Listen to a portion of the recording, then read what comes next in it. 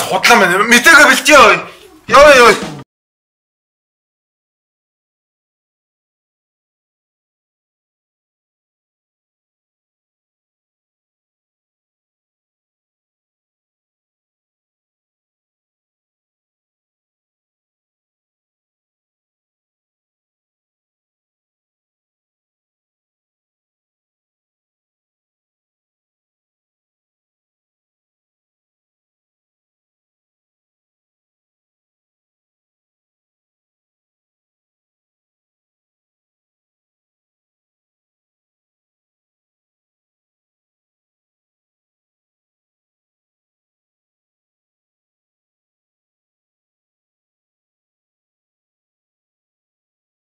Нас барлаа.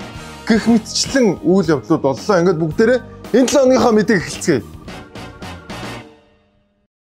Өнгөрсөн 7 хоногт эхэлсэн гоё нэртэй муухай хуулийн сенсац энэ 7 хоногт үргэлжлэлээ. За гоё нэртэй гэдэг нь бол хүний эрхийг хамгаална гэдэг нэртэй мөртлөө цаагаараа хүний эрхийг зөрчсөн ийм хуулийн маргаан хилцүүлэг одоо уг нь бол хуулиас өмнө явж явах хэрэгтэй байл хуулийнхаа дараа явлаа. За энэ 7 хоногт нэгэн мэтгэлцээний нэвтрүүлгээр хуульч Эрдэнэт хоёр маш тодорхой энэ хууль яагаад өөрөө буруу хууль юм бэ, хууль зөрчсөн хууль юм бэ гэдэг маш тодорхой хоёр хуулийн үндсэл гаргасан байна.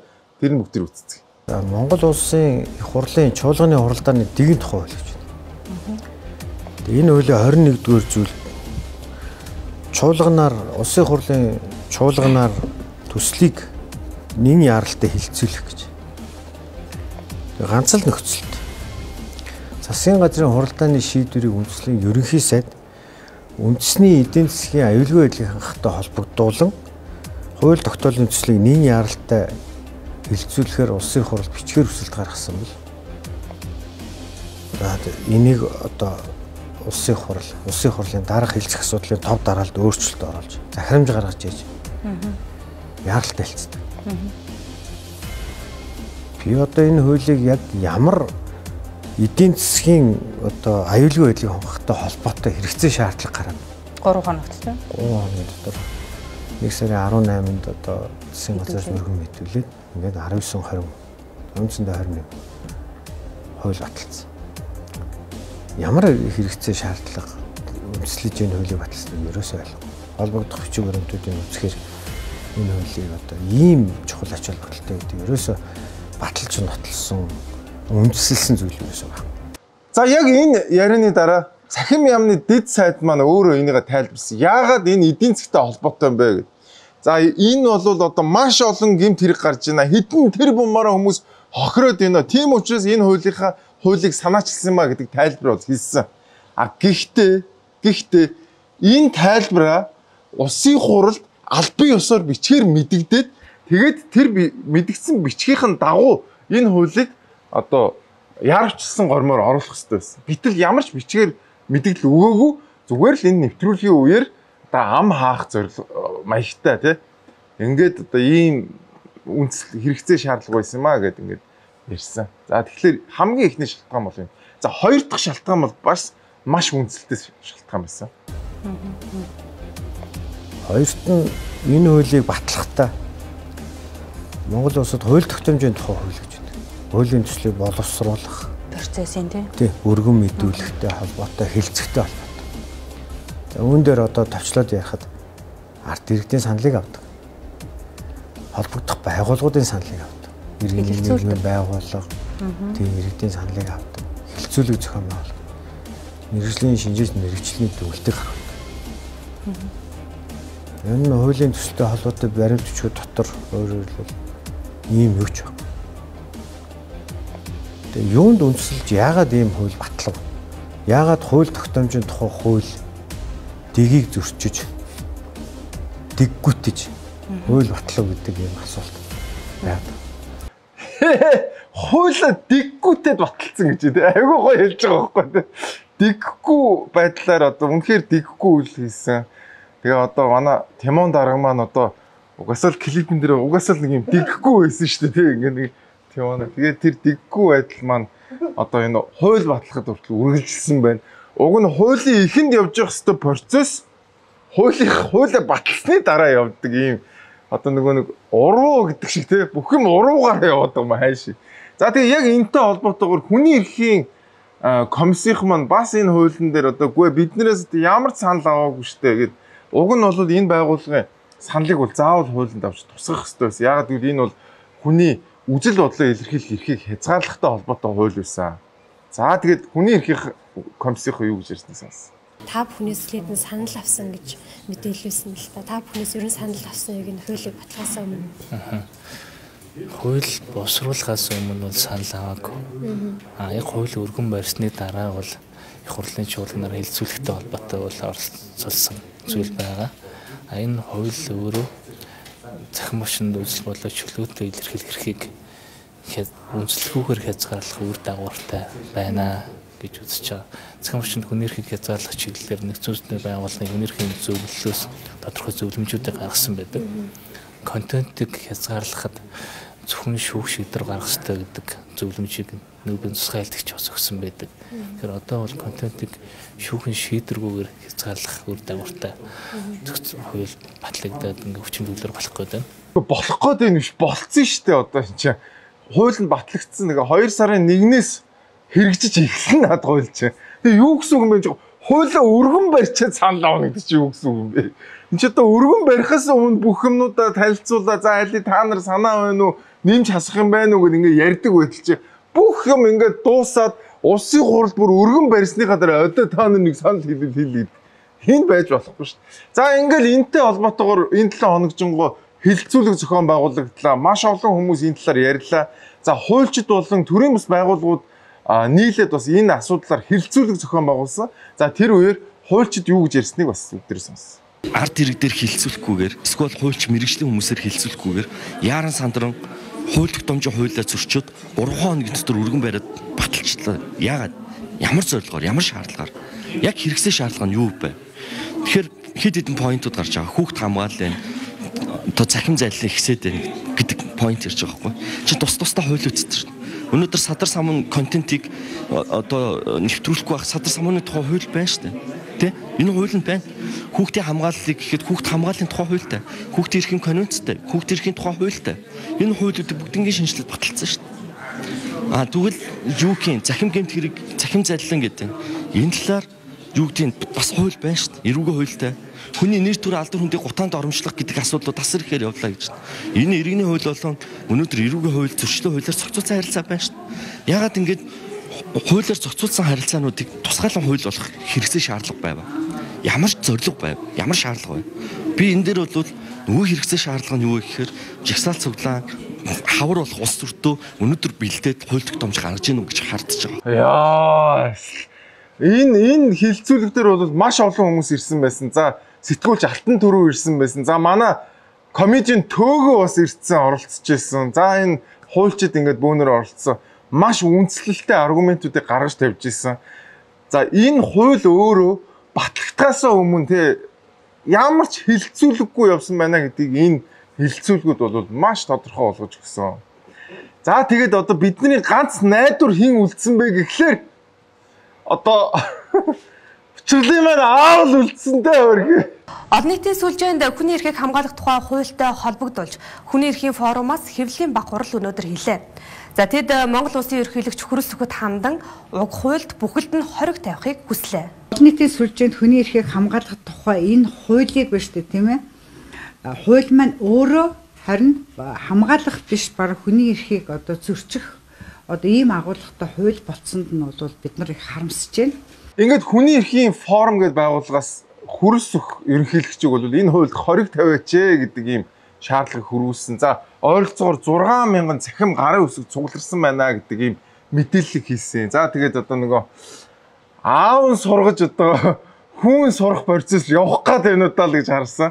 За тэгээд энэ 7 хоногийн сүүлээр Хүрэл Сүх одоо дарга маань за хориг тавина гэдгийг бол одоо өөрийнхөө хэвлэлийн төлөөлөгчөөр дамжуулаад мэдгдсэн. За ямар ч байсан ерөнхийлөгч маань хориг тавих юм шиг байна. Харин энэ хоригийг бас хүлээж авахгүй гэдэг нэг юм процесс үргэлжлэнэ. Тэгэд ерөнхийлөгч хориг тавьсан хууль болгоныг бас хүлээж авдаггүй. За энэ ч нэг яригдаагүй нэг юм сонир сэдв байгаа.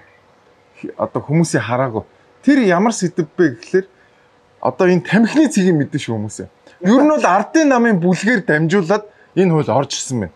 Бүлгээс ерөнхийдөө энэ хуулийг батлая, энэ хуулийг яаралтай гормоор батлая гэдэг ийм одоо намын бүлэг дотор асуудал яригадаад за тэгээд улсын хурлын гишүүдээр ингээд бөөндө баталсан байна.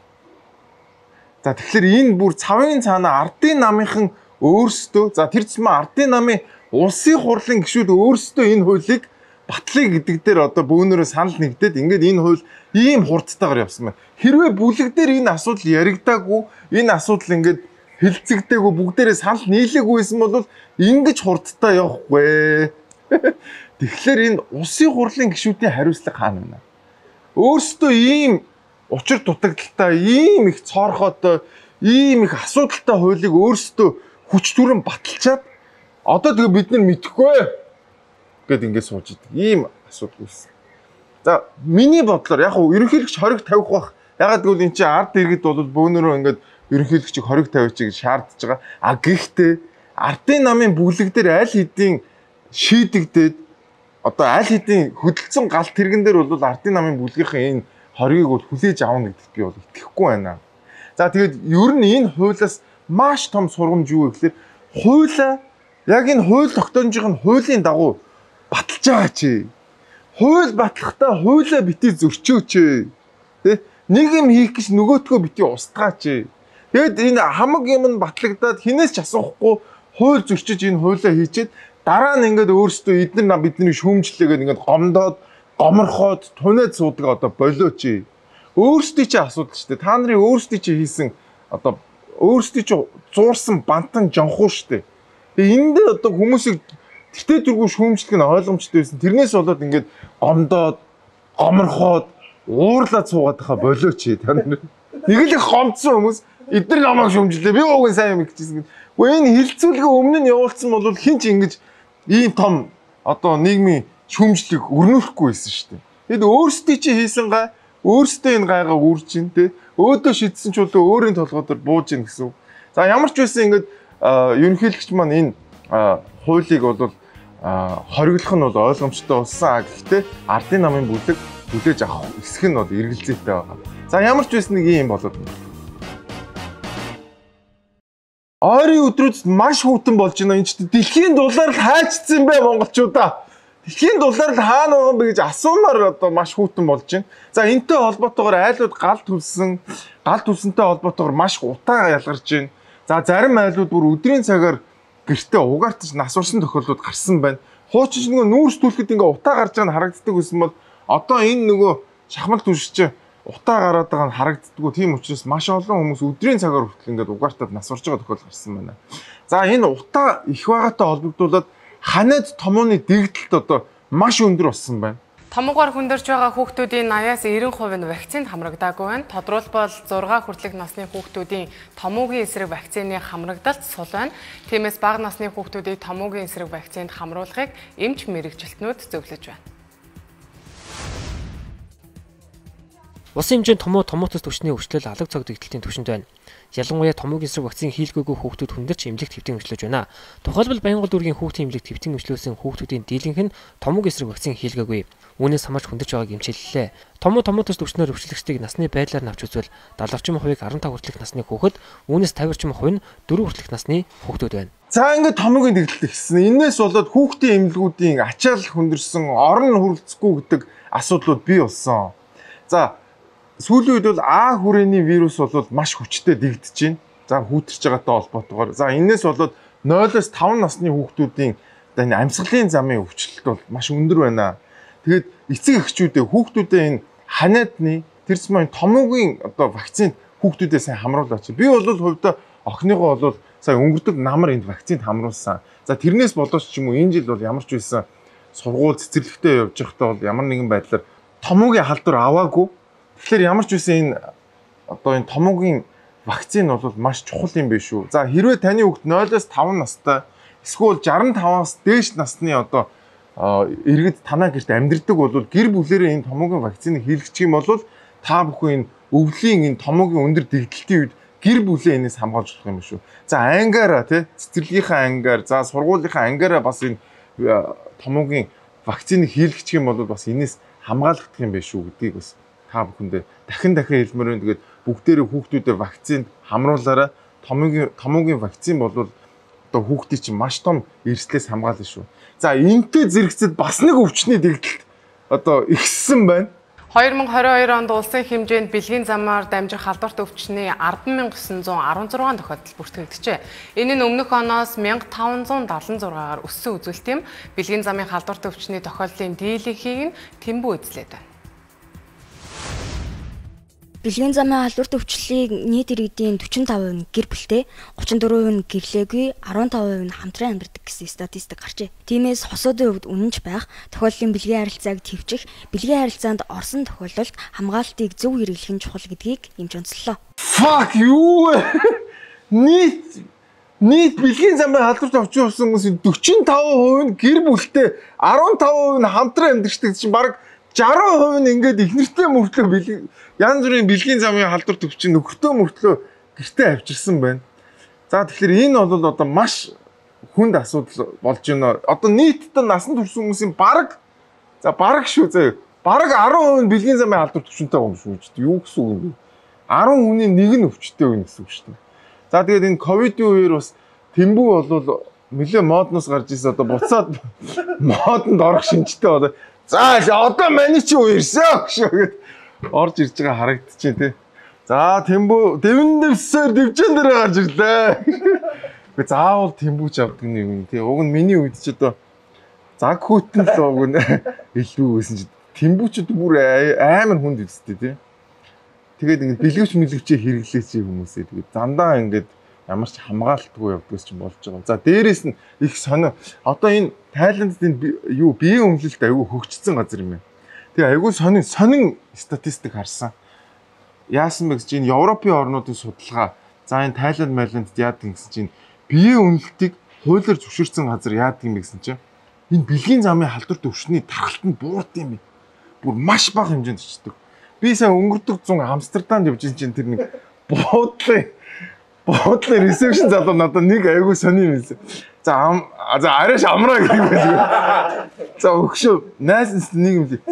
Манай энэ Нидерландын хамгийн ихтгэлтэй дадаг хүмүүс бол манай биеийн үнэлэгч шүү. Манай биеийн үнэлэгчдээс ихтгэлтэй хүн энэ манай Нидерландд байхгүй гэдэг ч юм. Яагаад гэдгсэн чинь энэ хүмүүс бол хамгийн ихтгэлтэй хамгийн сайн те одоо хамгаалалт хэрэгж одоо бэлгийн харилцаанд ордог. За дээрэс нь энэ бэлгийн замын халдварт өвчин гэдэг юм чинь гаралтыг энэ хүмүүс чинь бууруулд юм аа. Нөгөө гэр бүлээс гадуур харилцаанд янз бүрийн эрсдэлтэй харилцаа хийхгүй тэгээд нөгөө хүн дээр очиод мөнгө төгрөгөө төлөөд эрүүл боловсон харилцаагаа хангаа явчихдаг хүн шүү дээ. Манай Монголд болохоор нэг л их папу энэ ста ягнууд хэрэггүй л гэсэн хүмүүс байдаг. Тэгсэн мөртлөө одоо юу гэсэн юм нийт бараг насанд хүрэгчдийн бараг 10% мэдээж бараг шүү заяа. Худлаа хэлсэн хүн бараг 10% нь Тэмбүүтэй явж штэ юу гэсэн үг юм бэ? Наана гэлэнцэг тий. Наана нэг л их ягхан манхнаас дүрсэн зогцсон хүмүүс. Цаанаа ингээ би эндээ Тэмбүү алдаад яваад иж болохгүй монголчуудаа. За тэгэхээр бүгдээрээ одоо энэ аль болохын эрсдэлтэй харилцаанаас холхон байцгаая тий.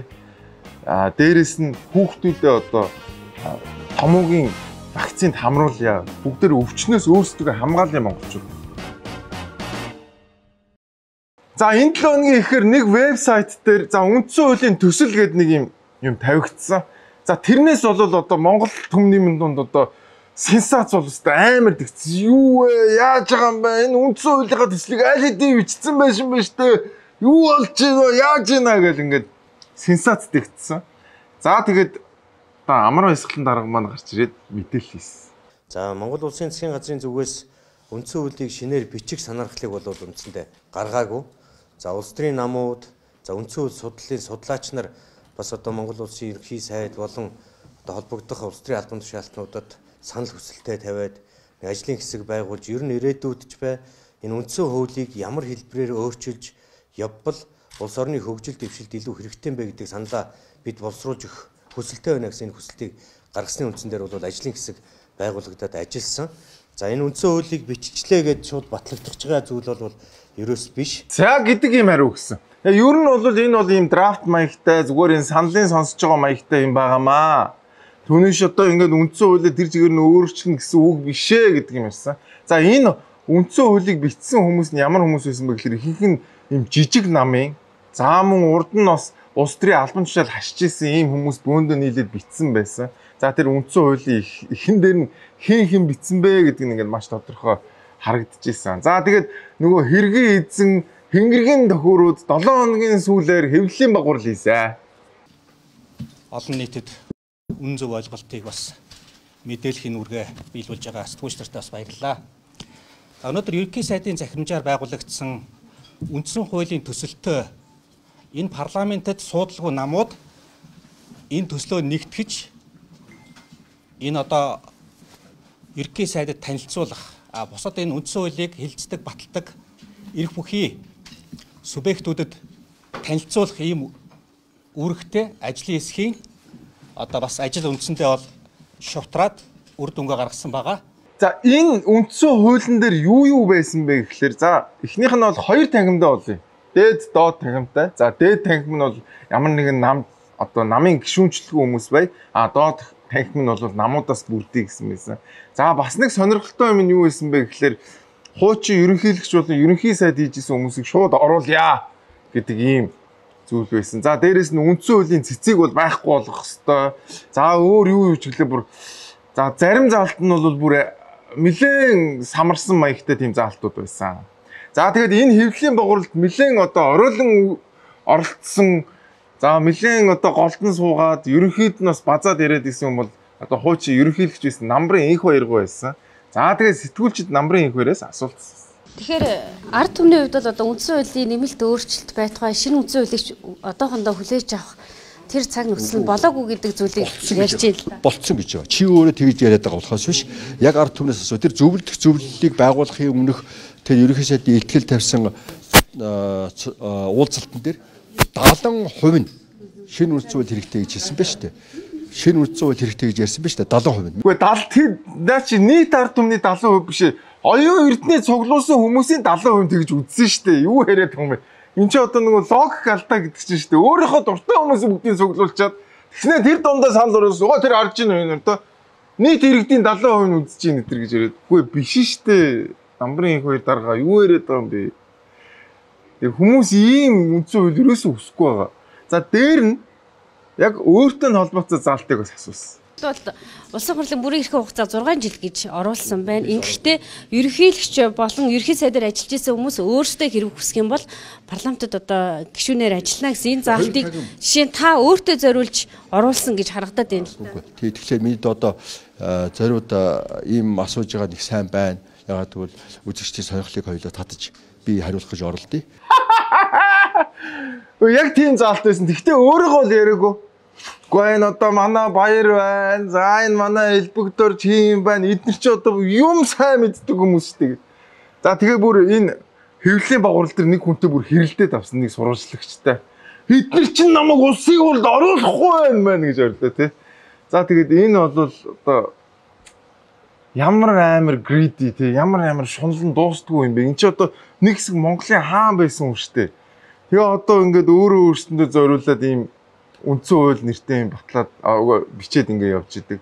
За ямар ч үсэн энэ бол зүгээр драфт. Энэ бол яг жинхэнэ одоо үндсэн хууль бол биш гэдэг нь бол ойлгомжтой болсон 7 хоногийн сүүлээр. За ямар ч үсэн нэг иймэрхүү юм байж болох юм байна гэдэг ийм драфт орж ирсэн. За тэгээд цаашаа дахиад хэлэлцүүлгүүд явах. За тэрний үндсэн дээр одоо яг үндсэн хуулийнхаа ямар хэсгийг яаж өөрчлөх юм бэ гэдэг ийм асуудлууд яригдах. За тэгтээ нэг юм байна. За нэг ийм одоо намын бүлгэрээ ярьж хагаад за хүний эрх нэртэй ингээд хуулийг ингээд өөрчилчдөг хүмүүс. За энэ үндсэн хуулийг юу болгож хаях болоо гэдэг нь одоо үнэхээр одоо санаа зовоосон асуудал байна. Намын бүлэг дотроо ярьчих юм бол наад хүмүүс чинь ямар л жанхуу найруулж утгаж хаяхад бэлэн байна. За дээрээс нь одоо ийм намрын инх хоёр мэтгийн одоо өгшгүй улс төрийн өгшгүй мөнхийн кашанууд ороод ирчихлэрж одоо за тэгээд бүр жинхэнэ жанхуун дээрээсээ одоо бантан болоод юу мэддэхгүй юм болчихоос боломжтой байх шүү. Тэгээ бүгдээр анхааралтай ажиглацгаая. Өнгөрсөн 7 хоногт хятадууд маань цагаан сараа ийдсэн. Одоо удахгүй бас монголчуудын цагаан сар болох гэж байна. За тэгээд цагаан сартай холбоотой мэдээж ууц одоо зах дээр гарч эхэлж байгаа. За тэгээд ууц ер нь хэдэн төгрөгтэй байна? Бүгдээрээ харц. Дундажийн ууц нь хэрэгсээ нэг 270 80-тай хэрэгсээ нэг 32 3 мөрөвтэй жинтэй тийм л болсноос харагдаж байна та. Ер нь бол ханш иймэрхүү л байна. Тэгээ ханш ер нь урд уржилэх шиг л байгаа. Худалдан авах чадвар ямар байна? За өчигдөрөөс л арай гайгүй болж байгаа шиг байна шүү дээ тийм. Тэгээд цалин мөнгөн дээр нөгөө бууж барьснаас шалтгаалдаг юм болов. За яг хүмүүс авж байна. Ууц хэр зарагдчихээн? Ууц өчигдөр өнөөдрөөс лараа дээр зарагдаж байна да. Танд одоо хэддэг хоногоо зогсож байна? Би ирээд нэг 10 гаруй хонж байна уу. Хоёр нь бас нэлээд олон жил ууц зарсан байхаа энэ жил бас ирээд худалдаа авах чид хэр их вэ? Ер нь таарах юм байна шүү дээ. Одоо тэтгэр төчөм дуулаараа дээрсэх бол гэж бодож байна. За ямар ч үсэн ингээд тэтгэврийнхаа эдийг хүлээгээд ингээд ууцаа тавьсан хүмүүс байна. За тэгээд цагаан сар удахгүй болно. Цагаан сар бол үнэхээр гоё баяр. Ягаад ч ингээд цагаан сарыг бодглохлоор надад юм шар тос нийслэл салаад бууз 3-ын үнэр ингээд айл болгон руу оронгод ингээд нэг холилцсон яг нэг тийм цагаан сарын өөрийнх нь ийм үнэр юм шиг санагдаад ингээд ямар ч айлд орсон нэг юм шар тосч ингээд үнэртэй буузч үнэртэй те нийслэл салааттай ингээд холиод үнэртэй үнэхээр гоё баяр. За тэгээд энэ жилийн ууц бол өнгөтэй байна. За өнгөрсөн жилийг бодох юм бол ууц бол нэг айхтар үнэн нэмэгдээгүй байна. За ингээд. За дээрэс нь одоо янз бүрийн бэлэг өгөгддөг. За тэгээд бэлэгний талаар хүмүүс бас ямар бодолтой байгааг бүгдээрээ харцгаая. Тэ онгийн бараа өгчээснээс бэлэг мөнгө өгсөн дээр л гэж бодож байна. Энэ жил та үр хөвгүүд ахтай хамаатан саданда юу өгье гэж бодож байна? Юу бэлэг? Тэгээ ер нь бэлэг дээр бэлэг мөнгө өгнө гэж бодож байгаа шүү дээ. Тэгээ тэрэн дээр одоо хучаагийн дэм хаагөр яах вэ? Одоо тэг хүүхдүүд л одоо энэ тэгээд мөнгө өгнө. Одоо тэг яг нэг жахан настай төрөөсөд бол бас гэж ялж болох 200-ийн бэлэг аваад тэгэл одоо бусдын тэгж байгаа тэгэл аргалдаг байх та. Яг өөргий да нэг жагаа нэг аргалдаг байх таа л гэж шүү дээ өөргий амт те. Хөгшчүүдийн хувьд чи ямар гоё баяр вэ? За энэ TV5-ын нэг ийм санаачлаг гаргасан юм байна. Хэдүүлээ ер нь ингээд ер нь бэлэг өгч байгаа нь мөнгө өгччихё гэдэг ийм санаачлаг гаргасан юм. Тэгэд ер нь нэр бэлэгч бас сонин шүү дээ. Ер нь өстөжгөө холион бат. Нэг айлаас авсан бэлэг нь буцаад тэр айлтаа ирсэн гэж байгаа шиг тий. Миний авч ирсэн айгүй сонин бэлэг өрөөсөө оймс бэлгэнд авч ирсэн юм. Нөгөө нэг ирээний хужин чи хамаагүй цоорхоо моорхоо юу хамаагүй аваад бөөндөө ичдэг юм шиг. Өсгийн цоорхоо оймслоо явж исэн. Хоёр өөр оймс нэг хэсэг чи ягаад чи оймс их бэлгэнд өгдөг байсан. За өвгөнтгээд арих гарч яхад бас өвгөнт айгүйх бэлгэнд өгдөг байсан тухай үед. Одоо манайхан ч одоо өвгөнт муу гэд ямар ч байсан өвгөнт өгдөг байсан. За нэг хэсэг бол улбоо бас бэлгэнд бас нэлээ өгдөг байсан. За дээрэс нь тамхи бас нэлээ өгдөг байсан тий. За тэгээд энэ жилийн тренд бол одоо мөнгө байх юм шиг байна. Тэгээд ямар ч байсан нэг мөнгө ингээд тойроод ирэхгүй шүү дээ. Яг манай ингээд гаргаад явуулсан нэг хаан банкны логотой дэвтэр буцаад манад яг хаан банкны логотой ирж идэг тэр тий. Тэгэхээр бас бэлэг гэдэг бол өөрөө цагаан сарын хамгийн чухал юм. Тэгээд бүгдээр бас бэлгээ гоё бэлэг сонгоод тий. За үнэхээр одоо заавал оймс өгмөргүй бол бас зүгээр мөнгөний өгч болно шүү дээ. За тэгээд цагаан сар гэдэг үнэхээр гоё баяр маань ойртож чинь. Тэгээд цагаан сарыг гисэн ядуу хүлээж байна. Тэгээд хурдан цагаан сар болоосай. За энэ 7 хоногийн гэгээлэг мэдээгээ бүгдээрээ үзцгээе. Одоо галын төгөлд авахгүй ч нэг ажлын 5 хоног ч юм уу те. Тэнгүүд нөгөө юу гэдгийг одоо нөгөө батламжаа ингээл одоо шатараалтай юм байгаа шүү дээ. Хогны гэрээ мэрээ нэтэр гэл бүхэл юм байгаа шүү дээ. Чи нэгэл нэг еврогоо орохтол нэг ажлын 5 хоног ч юм уу. Ингээ явахаар чи заавал 2-3 сар ч юм уу болох гэдэг юм. Одоо шинэ хуулиар юу яаж байгаа байхгүй. Баталгаажуулалтын одоо тэр нэг галын дүнлчүүд юм тэр юм чинь бүгдээрээ яг энэ ажлынхын 30 хоног дотор бүгд ажлын 12 хоног дотор бүгд хийгдэнэ. Одоо ингээд төсөлтөө өгчин тэгээд тэр одоо дүүрээс ирвэн сая тамхины чул авж штэ тэгээд дүүрэг өөрөө тэр нөгөө галын за тэр нөгөө юу мэрэгжлийн ялтын тэр ирж үзэж хардаг юмуд нь өөрснөө мэдээлэл хөрвүүлээд өөрснөө тэр ажлын 12 хоног дотор багтаад баталгаажуулалтанд чигдэн дүгнэлтэн ч гарна тэгээд зөвшөөрөл болно 12 өдөр мэдээ. За энэ яасан бэ гэхээр зөвшөөрлийн тухай хууль гэдэг хууль 1 сарын 1-ээс хэрэгжиж эхэлж байгаа маань энэ хууль маань ямар учиртай юм бэ гэхээр нөгөө нэг бидний авдаг зөвшөөрлүүдийн олон шаш дамжуулалтыг багасгаад за хугацааг нь багасгаад тэгээд дээрэс нь хүний хамаарлыг бас багасгасан ийм хууль юм. За та үсчээ ажиллуулах гэж байгаа бол за та цайны газар ажиллуулах гэж байгаа бол танд ямар нэгэн зөвшөөрөл авах шаардлагагүй гэдэг ийм хууль батлагдсан байна. За ингээд төр хамгийн гол нь энэ хүн суртлаа багасгаад авах юм бол иргэд биднэрт сайн тий. Бид нар бизнес хийхэд, бид нар үйл ажиллагаа явуулахад маш сайн. Энэ бол маш сайн мэдээ байна тий.